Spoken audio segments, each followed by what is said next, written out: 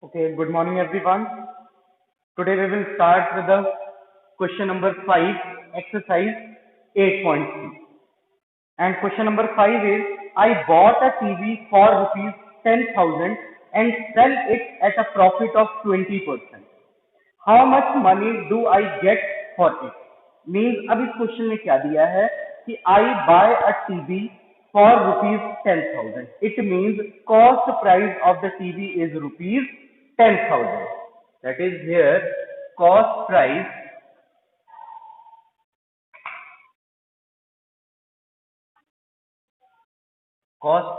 means CP of the TV is rupees 10,000 and profit percent is equal to 20%. Profit percent is equal to 20%. And what we have to calculate? We have to calculate the SP of the TV. Therefore, selling price or SP of the TV we have to calculate. Since we know that selling price is equal to cost price into 100 plus profit percent over 100. Now putting the value of CP and profit percent here, we get 10,000, 100 plus 20% divided by 100. Right? So ये 100 ये cancel हो गया. So we get SP is equal to 100 multiply 100 plus 20, 120. So 100 multiply 120 is equal to 12,000. Therefore, selling price of the TV is rupees 12,000. So this is the required answer.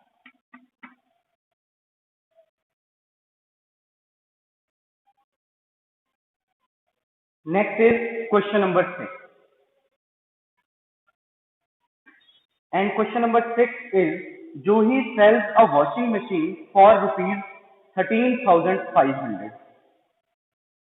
जूही ने कितने का washing machine बेचा? That is 13,500 rupees का. मतलब selling price of the washing machine is equal to rupees 13,500. Selling price of washing machine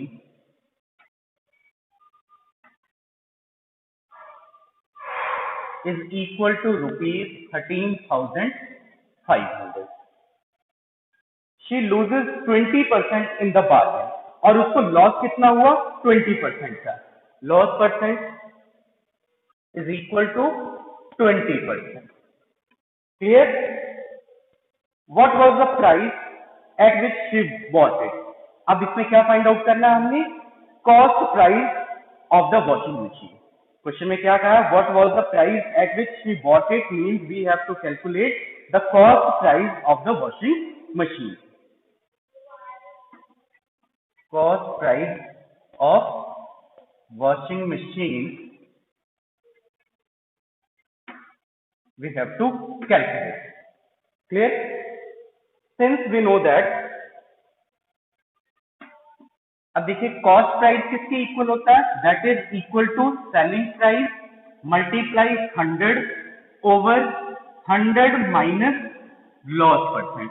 if selling price and loss percent are given, then cost price is equal to selling price multiplied by 100 over 100 minus loss percent. Now putting the value of selling price and loss percent here, we get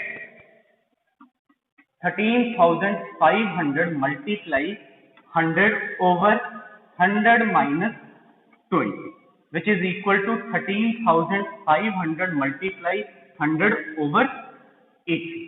Clear? जब इसको हम simplify करेंगे तो cost price कितना आएगा? Cost price of washing machine is equal to rupees 16,875. Hence, cost price of washing machine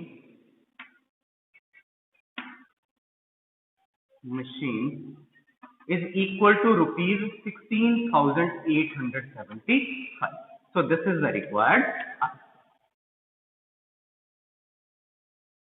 Next is question number 7.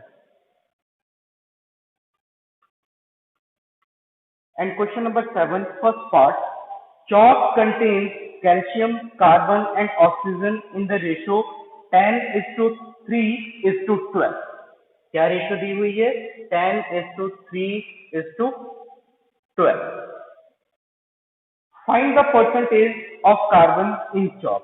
अब हमने किसकी परसेंटेज फाइंड आउट करनी है? कार्बन की. तो सबसे पहले परसेंटेज फाइंड आउट करने के लिए हम क्या करेंगे? इसका टोटल फाइंड आउट करेंगे. ठीक है, total of the part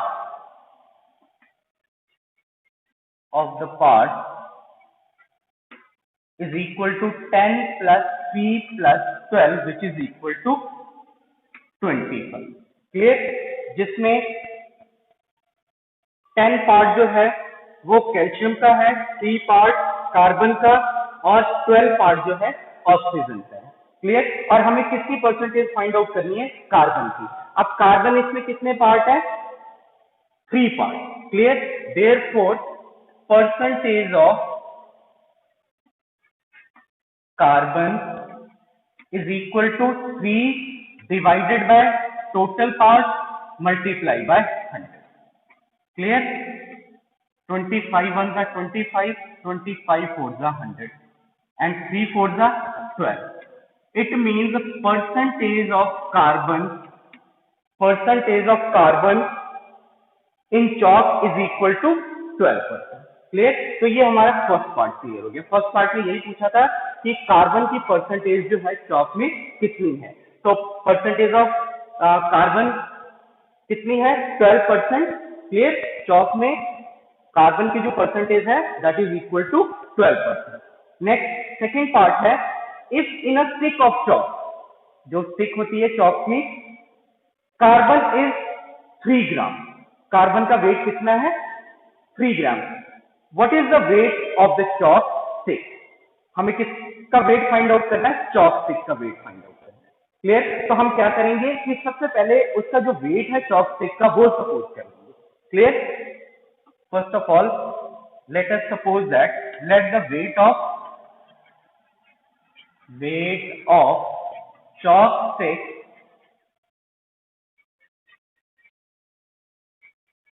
is equal to x gram. Clear? कितना? x ग्राम. और क्वेश्चन के अकॉर्डिंग क्या दिया हुआ है कि जो कार्बन का वेट है वो कितना है?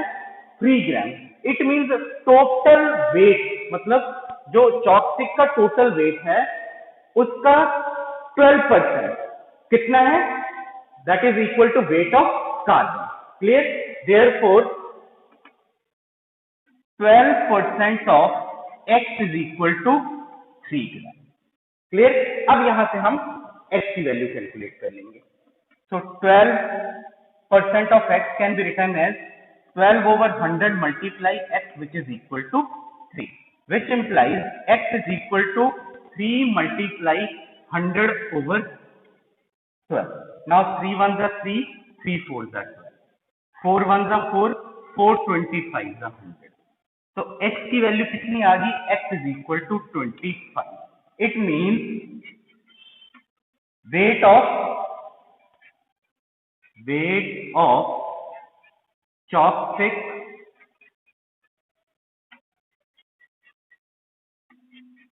is equal to 25 grams. So this is the required answer. Next is question number 8. Amina buys a book for ₹275 and sell it at a loss of 15%. How much does she sell it for? अब क्या है question कि अमीना ने एक book जो है वो खरीदी कितने में? ₹275 में, और उसको सेल कर दिया 15% लॉस से. तो क्या फाइंड आउट करने को कहा है? How much does she sell it for, मतलब उसने कितने में इसे बेचा. 15% लॉस से उसने कितने में उस बुक को बेचा. Means we have to find out selling price of the book, और गिवन क्या है हमें? Cost price of the book and loss. Clear? तो write down selling cost price of the book is equal to rupees 275 and loss percent is equal to 15%. And what we have to calculate? We have to calculate selling price of the book. हमने क्या find out करना है? Selling price find out करना, means SP. और हमें पता है कि अगर cost price means CP and loss percent given हो तो सेलिंग प्राइस किसके इक्वल होता है? Selling price is equal to cost price into 100 minus loss percent over 100। अब यहाँ पे सीपी और लॉस परसेंट की वैल्यू पुट करके एसपी की वैल्यू कैलकुलेट करेंगे। Clear? Therefore SP is equal to CP कितना है? 275 इंटू 100 माइनस लॉस कितना है? 15%, so it becomes 275 into 100 minus 15 over 100. Clear? So this is 275 multiply 100 minus 15, 85 over 100. Clear? और जब हम इसे सिंप्लीफाई करेंगे तो ये सारा कैलकुलेट करके कितना आएगा? 233.75. It means selling price of the book is equal to rupees 233.75. So this is the required answer. Clear? Next is question number 9, B part. Find the amount to be paid at the end of 3 years in each case. अब इसमें हमने क्या find out करना है? Question number 9 में amount find out करना है और हमें गिवन क्या है? Principal amount which is equal to rupees 7,500, rate of interest 5% per annum and the time period is equal to 3 years. तो अमाउंट फाइंड आउट करने के लिए सबसे पहले हम क्या फाइंड आउट करेंगे? Simple interest, and we know that simple interest is equal to P into R into T over 100. Clear? अब हमें प्रिंसिपल भी गिवन है, रेट ऑफ इंटरेस्ट भी गिवन है एंड टाइम पीरियड भी गिवन है, तो इन तीनों की वैल्यू जो है यहाँ पे सब्स्टिट्यूट करेंगे तो क्या आएगा हमारे पास? Simple interest 7,500 multiply 5 multiply 3 over 100. Clear? तो ये 2 0 कैंसिल हो गए, तो 75 मल्टीप्लाई 5 मल्टीप्लाई 3 कैलकुलेट करके कितना आ गया? ये 1125. It means simple interest is equal to rupees 1125, and we know that amount is equal to principal amount plus simple interest. Clear? तो principal amount कितना है? 7,500 plus simple interest 1,125. Clear? तो 7,500 plus 1,125 add करके कितना आ गया? 8,625. 8,625. Therefore, the total amount to be paid at the end of 3 years at the rate of interest 5% per annum is equal to rupees 8,625. So this is the required